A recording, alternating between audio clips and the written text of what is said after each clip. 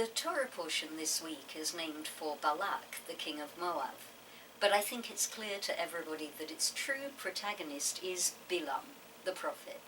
We're probably familiar with the episode of him not seeing an angel in front of him, and his donkey seeing it instead, and the donkey sitting down underneath him, and the various shenanigans that then ensue. But I want to focus on a different part of the Torah portion. I want to focus on the part where Bilam looks out over the camps of Israel and breaks out into the most beautiful poetry, including the words Ma tovu ohalecha Yaakov that we like and have brought into our services. The rabbis of the tradition, however, are not impressed by his poetry. They remark rather acidly that the righteous are the people who say little and do much, while the wicked say much and do little.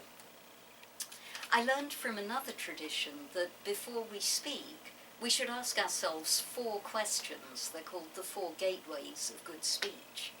Is it truthful? Is it necessary? Is it appropriate? And is it kind? Only then, if all 4 of those questions can be answered in the affirmative, should we be opening our mouths to speak. So perhaps the lesson to take from this week's Torah portion is that while fine words are very beautiful, and even sometimes appropriate, fine doings are better still.